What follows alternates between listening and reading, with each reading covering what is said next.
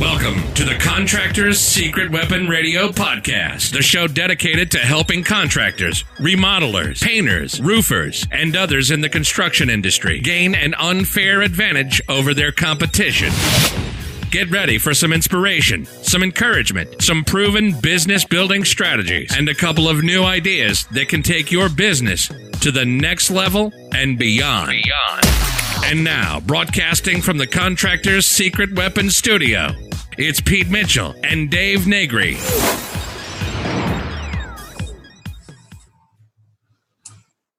I just saw that button. Hey, this is Dave Negri with Contractors Secret Weapon, your co-host today. Still nice, warm, and sunny in Florida. And warm, sunny in Southern California. And this, of course, is Pete Mitchell, your other co-host of the Contractor Secret Weapon. I know I was talking to a guy today. I have a guy in Wisconsin. His business shut down 6 weeks early because it's colder than crazy up there right now. Really? Yeah. So he has a concrete business, tearing up driveways and stuff, and he's been going like crazy, gangbusters, and he texted me today. We were meeting tonight, and he goes, "My business just shut down. Boom! So stinking cold, we can't work." I've heard of cold weather. I haven't actually seen any myself. Well, I'm going to find out. I got to go to Connecticut tomorrow. So. Oh, that's right. Yeah. Where you're going to Connecticut for? What kind of trip? Just a family trip, or? Yeah, I'm going to visit some family we haven't seen in a while. So nice. Yeah, my brother lives up there, and Valerie's brother lives close, so we'll get to see them both, which will be fun. Nice. Well, if you're tuning into the Contractor Secret Weapon podcast, this is actually the first one that Dave and I have done that we are recording the video. So we're going to see how this turns out. We've never actually done the video, and well, I guess you and we did that podcast on Skype not that long ago, or maybe it was Zoom. I can't remember. Yeah, but we didn't record the video. But we didn't record the video. So I almost feel like it's been forever since I've actually seen you. You know, when people listen to the podcast and stuff, like, you know, that other podcast I do with my buddy Peyton, the church planner. And we've been doing that one for literally like going on 7 years. And I honestly can't tell you the last time I've seen him. Like, everyone just assumes, oh, you hang out together, you see him all the time. I'm like, dude, I don't even literally remember the last time I physically seen him with my eyes. Wow. A year and a half. I remember one of the podcasts you did. You did it in a restaurant. We've done them, sure. Yeah. We did one at Disneyland. I remember that. I took the Zoom with me, and we're like walking around Disneyland, and we're recording it. So it was kind of cool. But I don't know if this is going to work real well here. We'll see what happens. Yeah, it says my internet connection is unstable. Well, I said mine was too. Maybe it's the weather. You know what it is usually I have my Wi-Fi off, and so I get a good solid wired connection, and I forgot to turn it off, so it's probably using the Wi-Fi. Well, so get some blips. We'll just ask for a refund. We'll give you your money back. 100%. 100%. Yeah. No questions asked. In fact, 200%. I was going to say that, so that'll work. So, I think this week we've got a great topic. We have a great topic that you don't even know what it is. So here's the deal, guys. I was at this mastermind group. Now, Dave and I are both huge believers in mastermind groups. Both Dave and I have been in masterminds. Both Dave and I run masterminds. In fact, we're getting ready to run one in the next probably 30 to 45 days, specifically in the contracting industry. So if you want to take this as our subtle way of selling you into joining our mastermind group, then please take it that way and join our mastermind group. But this is actually this is one that I'm a part of, and it's not an inexpensive group by any means. It costs $25,000 a year to be in this group. And you might even wonder, why would someone spend that much money to be in anything? And the reality is it's because it makes me money, right? I mean, that's kind of how we all look at everything in business is it might cost X, but it is my return X2, X3, X4, X10. What is it? So you're not spending money, you're investing money. I'm investing it. Yeah, exactly. And I can honestly look back over my life, and whenever I've had a quantum leap in my business, it's been when I have invested in my business and invested in me. And I find it really, really ironic because I hated school growing up. Hated high school, hated college, was not my thing at all. And I look at myself today and I easily outspend what college cost me for, absolutely. Pound for pound, a lot less, meaning, college is a whole semester and I might go to like this mastermind group. We meet 3 times a year for 2 days. And, I invested $25,000 in that. It's worth it. So anyway, that's just to kind of give you the setup here for this lesson that I want to get across. And so one of the guys who was sharing, he shared this concept and it totally made sense to me when he said it. He was like, I want you to imagine, sorry, my Siri thinks right now I'm talking to her.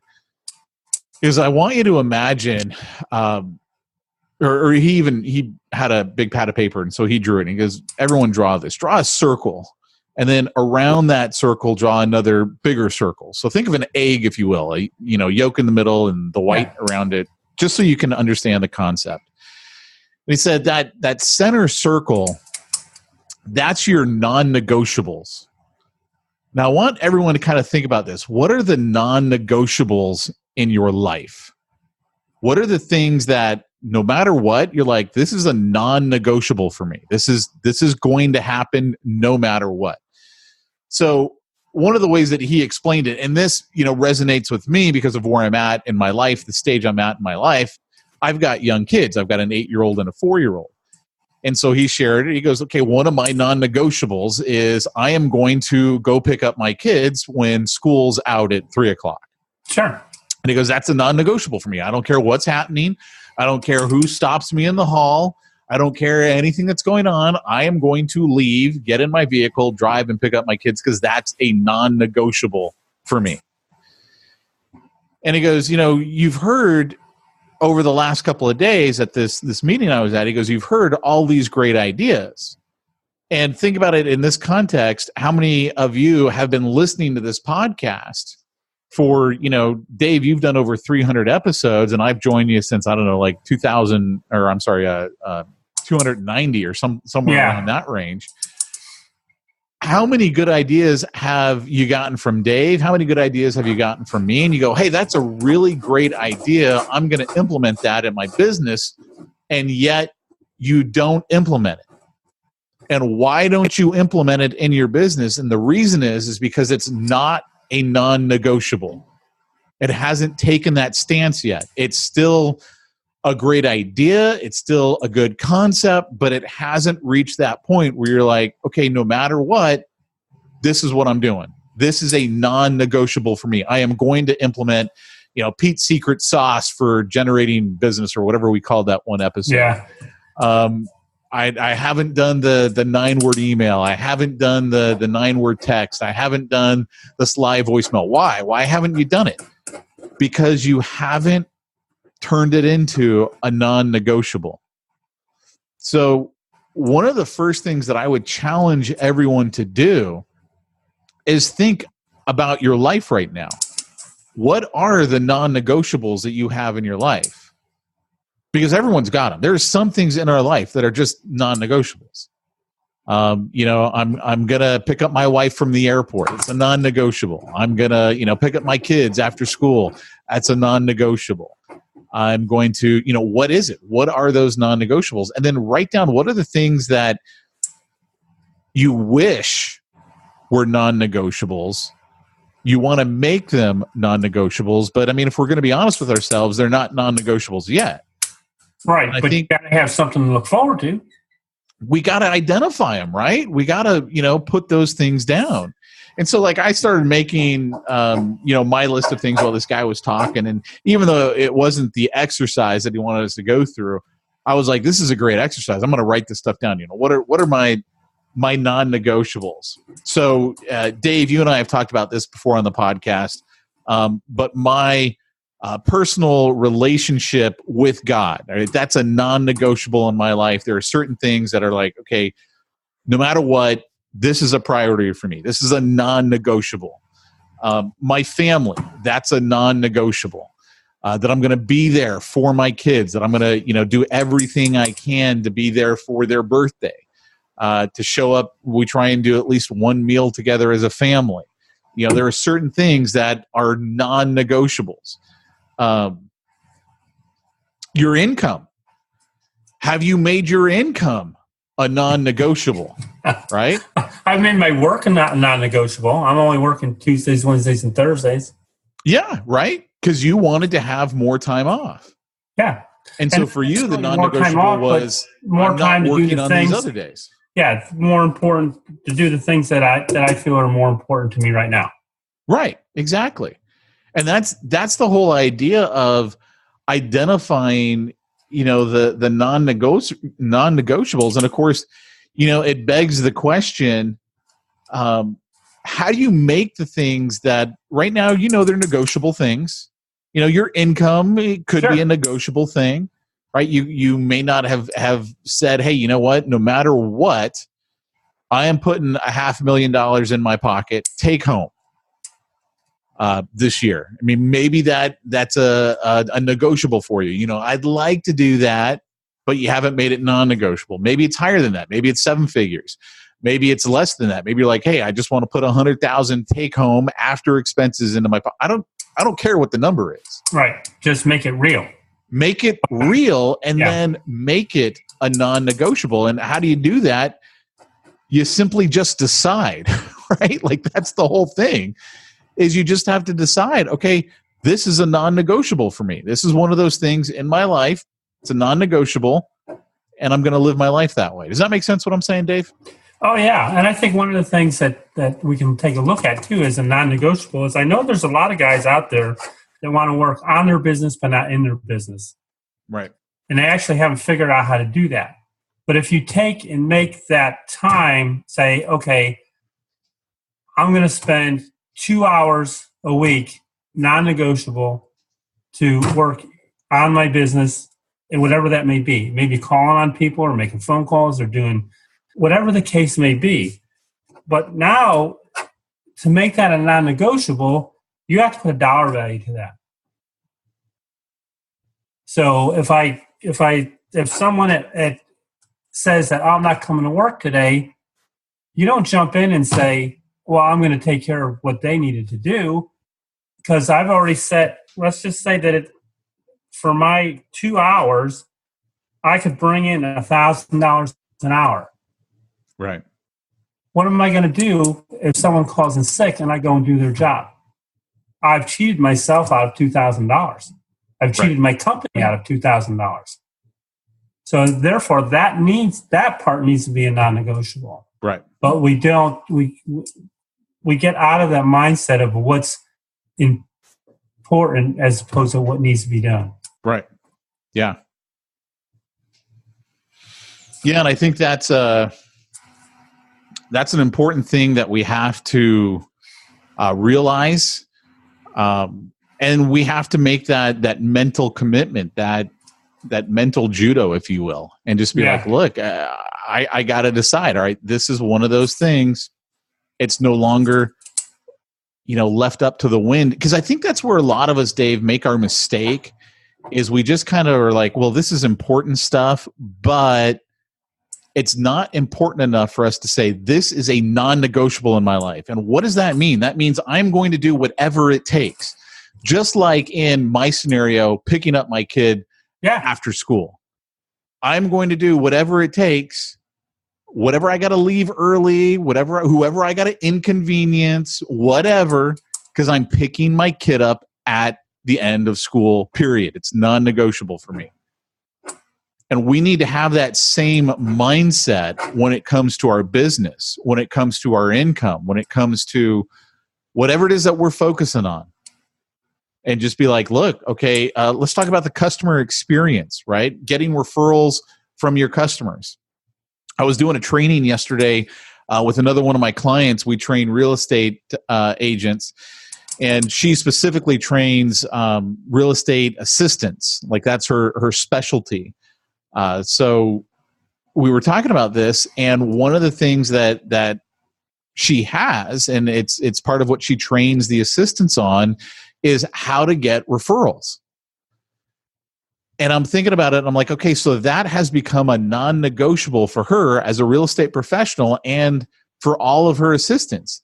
They are all trained on when to ask for referrals, and it's even on the checklist, right? As they're like going through the closing docs and all these different things. And I guess she was even saying, they turn it into like a fun thing. Well, okay, Mr. and Mrs. Smith, it's that time of the phone call again. Do you know anyone right now who's thinking about moving or buying a home that we need to reach out to that we can help them with? I mean, it's such a non-negotiable that they even turn it into a fun thing. So now the client is expecting it. Sure. From the real estate assistant. And think about that in your own business, Mr. Contractor, Mrs. Contractor. Has that become a non-negotiable? Has everyone in your office been told, hey, every time we're on the phone, we're asking for referrals? Hey, we've had a pleasure remodeling your bathroom. Do you know of anyone else who's thinking about having their bathroom remodeled? Or of anyone else who's thinking about having their roof redone? Or know of anyone else who's thinking about, whatever it is that you do, carpet cleaned, whatever it is, the area of contracting you focus on? Has that become a non-negotiable in your business? Every time we talk, we ask for a referral. Like literally that one little thing, that one little idea can have a huge impact on someone's business. And I'm sitting here thinking about, a lot of times I think as single business owners, you get busy, you want to get done, you want to get out of there, you don't ask for referrals because you just don't think of it because it's not in your mindset. Right. But if you have a crew, if you have guys that are doing stuff,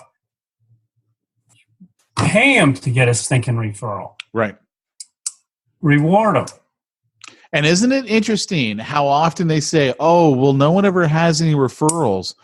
I'll give you $25 for every referral you get. Yeah. Oh, now all of a sudden they got 3 to 5 referrals. Yeah. Yeah. The guy all of his guys, he used to do commercial stuff. Anytime they run into somebody, they grab their card. Business owners, so they grab a card because they knew if the boss did business with them, it was worth $50 to them. Right. Yeah. So it's just training people how to do business so that everybody wins. Right. Is really what it's about. And making certain things non-negotiables, using that term. Yeah. And putting it down. Think about it like this. Like how many businesses have, their checklist? Okay, when you're done cleaning the roof, you're done with the carpet cleaning, whatever, right? You got to have them sign something saying, okay, the job is complete, the job is finished. Is part of the ending sequence asking for referrals, right? And putting it right there on the form. And I mean, like little things like that, but just making sure that they are done because they are non-negotiable in your business. Like your business success, your income, how you provide for your family, all of these things depend on you making certain things in your life non-negotiable. That is just the way you're going to run your business. That wasn't supposed to be on. Hold on. Like, are you going to answer that phone and say, hey, I need a referral? Who do you know? It's my wife. I thought I turned that off. Well, then your wife has got referrals. No, so here's while you're talking, I'm thinking about the referrals thing, and I'm going, okay, you got your people, they're asking referrals now. This would be awesome because most people don't send thank you cards. I don't care here. Most people don't. So here's my thought is now I send thank you cards, I send brownies, I send all kinds of stuff. But I, send a thank you card with a brownie. Say, hey, who do you know who would like to do business with us and get brownies too? Right. And it becomes an automated part in your business. And so you don't think about it. Like I think that's what we're trying to get at here is making it so we don't have to think about certain things. It's just what we do. It's how we do things. Your customer experience is what you're hitting on right there, Dave, with, the thank you card. Like, at this event I was at, they gave everyone a card with an envelope that's already stamped. And that was so we could literally just write a note in there and send it out. And of course, the guy who was giving that to everyone who went to this thing, and there was like 350 people. So do that math, guys, right? 350 people paying $25,000 a year. Wait. I know, it's good numbers. But this was a vendor, and he was like, "Hey, $9 million. It's not too bad, right?" No. And here's even the cool if you part. paid for everybody's dinner. Well, they bought everyone breakfast, lunch, dinner, I snacks. know, I'm just kidding. And but here's the thing: everyone in that room is a baller. Like, you're paying $25,000 a year, not just for who's in the room, but for who's not in the room, right? You do not have the low level, $200 is too much money for me. I can't be a part of your mastermind group. Whatever. That guy's not in this room. No. So these are literally the people who you want to be in the room with. I mean, that's the beauty of being in these kind of groups. Yeah, and most of them are where you want to be. Yeah. Yeah. And I would honestly say that the real benefit to me in mastermind groups is everybody is at a different level in some part in their business. Sure. Some people are great at hiring. Like, they got that thing down. They know how to run a team. They know how to have, the staff do what they want them to do. And they're excellent at that, but they're horrible at, let's say, making the phone ring. The marketing part is, but there's always someone else who's like, hey, look, I'm really good at that part. What I'm not good at is the team. And I'm not good at, training someone and hire, how do you do that? And so you got people at different levels in different parts of their business, and they're able to each pour into each other. Hey, I got this thing down and you got that thing down, share with me your insight and I'll share with you my insight. And that's really how a great mastermind helps, is people are at different levels in different parts of their business. It's not all the same. It's not like, hey, I got a 7-figure business and so I got, everything down. Yeah. My very first meeting at this group, I gave what they call a 10-minute talk, and we shared this actually on the podcast. And when you deliver this talk, each talk is supposed to help people generate $250,000 in business. And so that's why they call it a 10-minute talk, because they basically want each minute to be worth $25,000. Gotcha. So it has to be an idea that has helped you generate $250,000 in your own business. And it's not easy to do a 10-minute talk either. No, because you have to really get good at whittling it down to the bare essentials. What do you need to know in order to make, this idea pop, in order to make it happen? And so that's what I shared with everyone. Is I shared the Pete secret sauce strategy that we ended up doing here as a podcast. And I still have people coming up to me. In fact, I don't know, it's somewhere here on my desk. They did this little booklet of 10-minute talks, and mine was like number 3 in there. And they basically outlined the whole thing. Was like, here's the points that Pete gave us. Implement this. And that's, it's so simple. Really simple. You can't get simpler than that. You just have to actually make it a non-negotiable and pull the trigger and do it, right? Like, that's what it comes down to. Anyone who listens to this podcast and says that they're not good at business or that they don't have enough business, I honestly would just look at you and be like, I think you go, drive your car into the river right now, because get a job.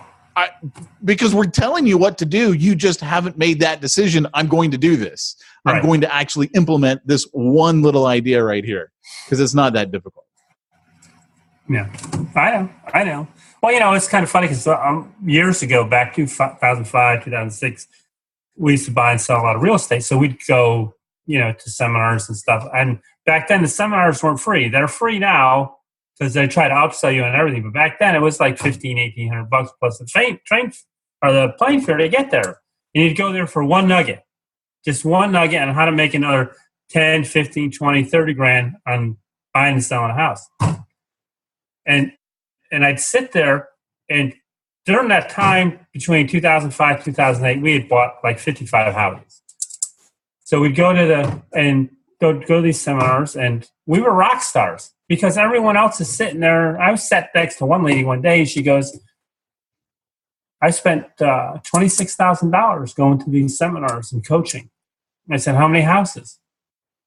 Well, I haven't bought a house yet. Yeah. I said, you've got to be kidding me. Yeah. So it's the fear, I think it's the fear of failure. But you can't become successful until you fail. Yeah. I think you hit on a couple of things there. It's the fear of failure. It's always, too, I think, when you live in the world of possibilities, it's very safe, right? Because you can convince yourself, hey, I can make millions in real estate once I do it. But I'm just not ready yet to pull the trigger, right? And you can come up with any excuse you want. Oh, I don't know enough. I don't this, that, or the next thing, whatever. But at the end of the day, it's the guy like you who pulls the trigger, right? You said you did 55 homes in like 3 years or whatever. That's the guy that's going to actually, the knowledge moves from being theoretical to actual. Like, you know it. And I can honestly say, I look back at my own life, back in my financial planning days in 2006, I went to this guy's program. It was the most money I'd ever spent on a program before. It was $6,000. And then it was in Salt Lake City. So it cost me another $2,000 between flight, hotel, food, rental car, the week, all that stuff. So the whole thing, I remember thinking to myself, okay, it cost me $8,000 to go there. So I went there, and really the reason why I went there is because I wanted the guy's system for how he got in front of clients, because I understood the concept of what he was doing, because I'd been a financial planner for years. It wasn't that different from stuff that I'd already done. I wanted his system. So that was why I went. That was why I spent the money. So I spend the money. I get the whole thing. I kid you not, it takes me at least another year, maybe a year and a half before I pull the trigger and run the ads in the paper. I mean, literally, this is 2006, right? So people still ran ads in the paper. Before I would run the ads in the paper, which ended up making me, over the next couple of years, I would say at least $1 million in commissions. And I kicked myself. Yeah, because I let a year and a half, whatever it was, go by without doing anything. Because I spent the $8,000, right? I had the information, but I just didn't implement because I could live in this world of possibility. Oh, well, if I do this. You didn't have a non-negotiable. It was not a non-negotiable at all. And I ended up paying the price, right? I mean, I lost out on at least $1 million. That's why, too, I look back, and you'll probably agree with this. You can look back over your life and see the bigger mistakes that you've made and where you've lost more money. And it's usually when we didn't implement on ideas that we already knew how to do. We just didn't pull the trigger. We didn't do it for whatever reason. Yeah, I get, it's kind of funny. My wife is not a fast implementer. I have to literally plant seeds for 6 months to a year with her. But me, dude, get it done and over with. I would rather fail fast and learn than just wait. Right. And that's just been my philosophy. My daughter's like that too. So she's like that. Let's just get it done. Yeah. Get it done. Yeah. Fail fast. And that's always been my motto. Fail fast and learn. Yeah. I mean, think about it. You'll make far more money by failing fast than spending money on another course. Because the reality is, like, if you take the stuff that you and I, Dave, talk about, like if someone who's listening or watching this right now, if they take what we talk about and implement it, odds are they're going to make some pretty good money.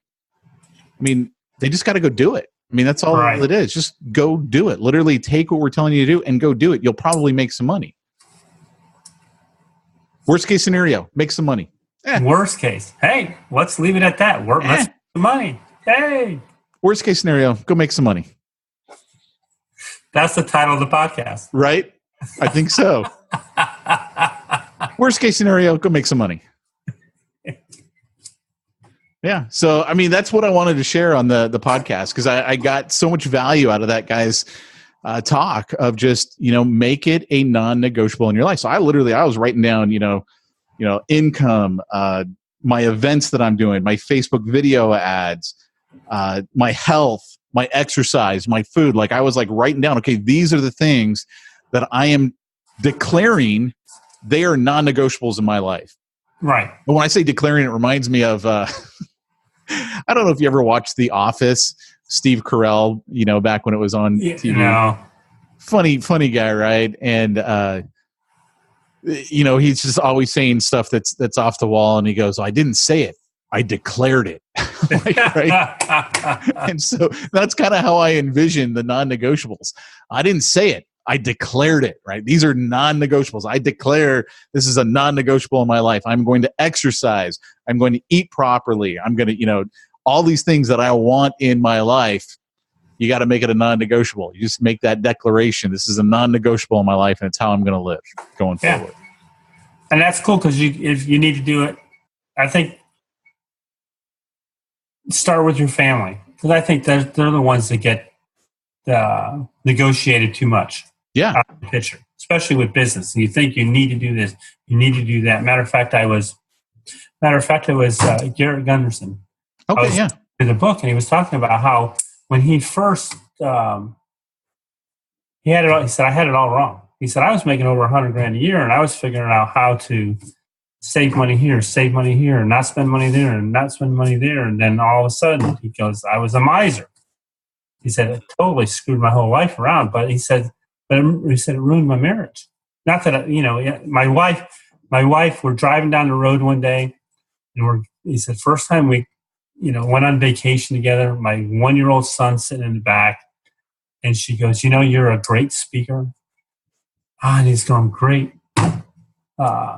And he says, you really know how to, sell stuff. And he's going, great. One other thing she says, he's going, great. And she goes, but you're an average dad. And he said, it just blew me away. He said, I just didn't want to be an average dad. Because let too many things get in the way of the family. Dude, I think that has got to be one of the worst things ever to hear from someone. Like, especially your wife. Because who would know better than her? I know. And he said, I teared up. He said, I didn't get defensive, because I knew she was right. Was right. Yeah, that was another line from the meeting. Someone said, the worst experience you could ever have is something along the lines, and I wrote it down. It's in my notes. The worst experience you could ever have is to meet the man you could have been at the end of your life. Oh, wow. And I was like, oh, snap. Meet the man you could have been. And the guy's point was, I want to meet that man at the end of my life. And I want to be like, yeah, I recognize you. You're me. But that's not the way I think most of us are living our lives. No. Right? Yeah. We got all this stuff in our life that we're sitting there going, this is negotiable. This is negotiable. I can move this. The kids, your spouse. I would agree with you. You know this. I work with pastors, and I work with what are called bivocational pastors. These are guys who they have a job as a pastor, and then they have a job that actually pays them. And so they do this because it's not usually being a pastor, right? That doesn't usually pay them. It doesn't. No, I understand that. I want people who are listening. Sound good. I understand what you're saying. It just doesn't sound good. Right. But they feel like called. Hey, I think God has called me to run this church. But here's what happens, guys. So they feel like they've got a ministry. Like, imagine in their minds, right? Okay, God, the Almighty, has called me to do X over here, but X over here doesn't pay me enough, so I got to do Y over there to make the income that I need so I can do X. And of course, what does that mean? Well, God called me to this, so that's 30 to 40 hours a week minimum on that. And then I got a regular job that's 30 to 40 hours a week minimum over there. And what do you let cut out of your life? Because right there, that's 60 to 80 hours a week. Well, your family. Yeah. Right? You're like, well, my kids know I love them. They know I love them. They don't. Well, I'm telling you, man, do you really want to be the guy? Do you really want to meet yourself at the end of your life and go, who are you? I don't even recognize you. And it's the man you could have been. It's the father you could have been. It's the husband you could have been. For me, that's like one of the scariest thoughts. No, I had a friend. He was a grocery store manager, and they worked ungodly hours, And he went home for his daughter's second birthday, and she cried because she didn't know who he was. Oh. And he quit the next day. Wow. So it's going back to the non-negotiables. What you think? Make the non-negotiables important. Yeah. Is all really what we're saying. Make them important. Yeah. Because none of us went into business to be controlled by the business. We went into business to create a lifestyle. Yep. For everybody in the family. Yep. That's it. That's it right there. Well, I think on that nice happy note, we're just going to call the podcast right there. So here's what we're going to do, guys. We are going to, Dave and I are going to actually be putting on an event here pretty soon. Be looking for it here in the podcast. We're going to announce it. It's going to be a smaller private event. I mean, we're probably going to have, I don't want to commit to anything, but I'm thinking we're going to cap it at like 12 people because I want it to be small and intimate where we can do a deep dive on your business and help you achieve the kind of results that you want to achieve. So that way you can make certain things non-negotiable in your life. For sure. So I want you to be looking out for that because, like I said, it's not going to be big. It's not going to be a lot of people who are going to get it. It's just going to be, nice and small. I have put together a special report of some of the biggest takeaways that I've recently received at a mastermind group. I asked Travis to actually give me a texting number and a landing page. I know he's done that. I have no idea what they are. So I'll make sure that it's in the show notes or, right after the closing remarks. So you guys can call in and get that. And I would encourage you to do that right away because I want you to get that information. I want you to be able to start putting some of these things in your life and making them non-negotiable in your life and making them, where you don't end up meeting the man you could have been years from now, but you meet the man you could have been and you're like, hey, I recognize you. You're me. And I want you to be like that. I want that to be your situation. So and I like that guy. Exactly. And that guy's cool. And my kids like that guy. And my wife still recognizes that dude, right? So be listening to the podcast so you can get in on that right away. Make sure you subscribe to the podcast and make sure you download the reports. That way you get on our email list, and I'll make sure that you get invited to that special private event when we do it. So with that, Dave, that's all I got to say. And hopefully this thing recorded because I thought this was a good episode. It was. Awesome. You never know if it records or not. Technology, and we're doing it on Zoom. And we've never done one on Zoom. So, I hope it worked. But it's good. It's good. Yeah. I like it. We should do Zoom on our phones driving down the road. Can you do it and still record it? Yeah, I think so. We'll have to try it. Dude, that'd be so hot. Can you imagine that? Yeah. Crash, bang, Turn all those long drives into podcasts, though? I love the idea. It's a great idea. All right. Sounds good. Cool. All right, guys. We'll talk to y'all later. Take care, everybody.